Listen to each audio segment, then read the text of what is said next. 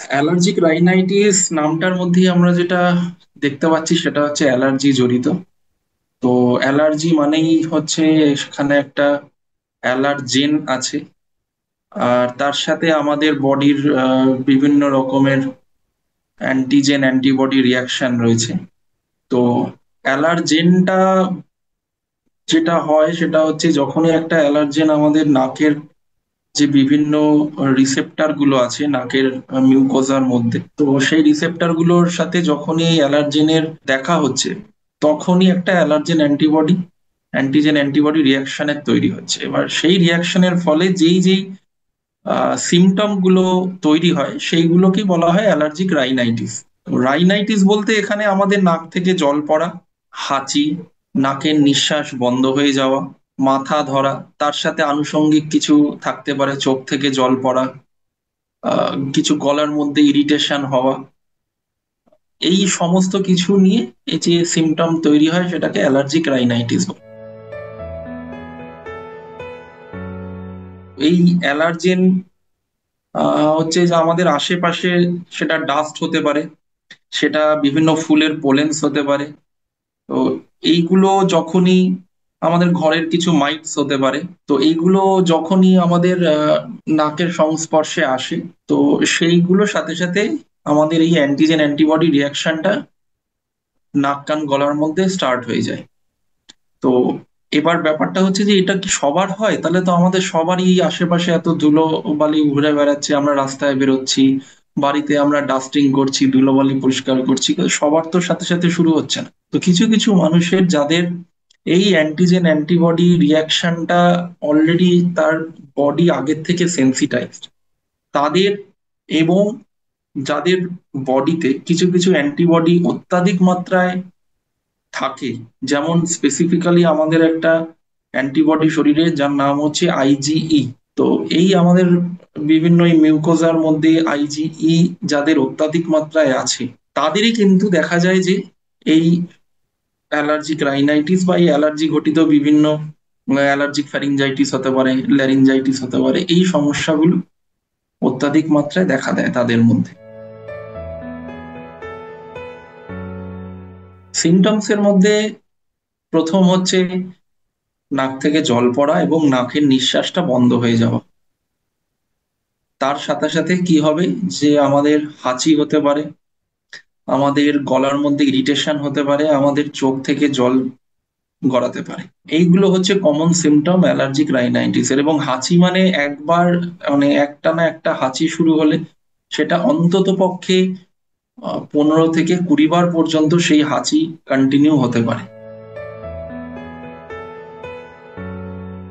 এইটা হচ্ছে প্রথম ব্যাপার আমাদের যেটা মাথায় রাখতে হবে, যে এইটা কিন্তু মোটেই কোনো সাধারণ রোগ নয়। এই যে বারে বারে হাঁচি হওয়া, এর থেকে কিন্তু বিভিন্ন রকম বড় সমস্যার সম্মুখীন হতে পারে। যেরকম যাদের এই টেন্ডেন্সি থাকে, যাদের ধরুন মায়ের বা বাবার কোনো একটা সিঙ্গেল প্যারেন্টের মধ্যে এই অ্যালার্জি জনিত এই রাইনাইটিস ফ্যারিঞ্জাইটিস এই সব জিনিসপত্রগুলো যাদের শরীরে আছে, তাদের যদি সিঙ্গেল প্যারেন্টের মধ্যে থাকে তাহলে বাচ্চার মধ্যে আসার চান্স 20%।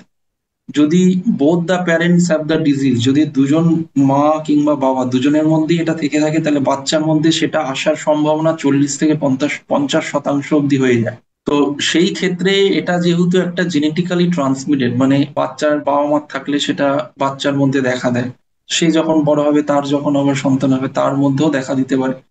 এই জন্য এটা কিন্তু খুব আর্লি ট্রিটমেন্টের একটা দরকার। ট্রিটমেন্টটা যত তাড়াতাড়ি হবে তত তার এই রিলেটেড যে কমপ্লিকেশন গুলো, যে ক্ষতিগুলো তার শরীরে হতে পারে, সেইগুলো আটকানো সম্ভব। ডায়াগনোসিস এর মধ্যে আমরা যেটা প্রথমে করি সেটা হচ্ছে ম্যাক্সিমামটাই ক্লিনিক্যাল, পেশেন্টের হিস্ট্রি, তারপরে আমরা যে ক্লিনিক্যাল এক্সামিনেশন, অর্থাৎ পেশেন্ট যখন আমাদের কাছে আসে তার নাকটাকে দেখা, তার গলাটাকে দেখা। এই ডায়াগনোসিস পুরোটাই হচ্ছে ক্লিনিক্যাল বেসড। খুব কমটাই আমাদের পরীক্ষা নিরীক্ষা আছে সেগুলো করতে লাগে। সেগুলো করতে লাগে অলমোস্ট যখন সিভিয়ার কেসগুলো, যেগুলো আমাদের ওষুধে রেসপন্ড অতটা ভালো করছে না, তখন আমরা তার শরীরে কিছু রক্ত পরীক্ষা করাই, কিছু অ্যালার্জি টেস্ট করাই। এর জন্য আমাদের লাগে হচ্ছে একটা এন্ডোস্কোপ, যেটাকে আমরা বলি ডিএনই, ডায়াগনস্টিক নেজাল এন্ডোস্কোপি। পেশেন্ট চেম্বারে এলে সেটা সাথে সাথে ডায়াগনোসিস করে নিতে পারি উইদাউট এনি সিটি স্ক্যান। তারপরে আমরা পেশেন্টকে সিটি স্ক্যানের জন্য পাঠাই, সেটা আলাদা ব্যাপার। কিন্তু আমরা অন টেবিল এত কিছু দেখে নিতে পারছি।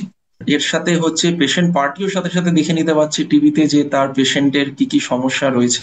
তার পরবর্তীকালে আমরা যদি দেখে বুঝি যে হ্যাঁ এটা অনেকটাই এগিয়ে গেছে, অনেকটাই আর আর্লি স্টেজে নেই, তখন আমরা সিটি স্ক্যান, নোজ পিএনএস মানে নোজ এবং নাক এবং নাকের যতগুলো আনুষঙ্গিক সাইনাস রয়েছে এর সাথে আমরা যেরকম বললাম ব্লাড টেস্ট, সিটি স্ক্যান ছাড়া আমরা কিছু ব্লাড টেস্ট, রক্ত পরীক্ষা দিই, যার মধ্যে একটা রয়েছে সেরাম আইজি। এই সেরাম আইজি করেও আমরা দেখতে পারি। আরেকটা খুব অত্যাধুনিক টেস্ট যেটা আমরা সচরাচর দিই না, নাকের মিউকোজা থেকে আমরা একটা সোয়াব নিয়ে আমরা পাঠাই যে সেই মিউকোজার সিক্রিশনের মধ্যে কতটা এই সেরাম আইজি এটা বেশি রয়েছে। তো এটা খুব একটা সচরাচর করা হয় না আমাদের দেশে।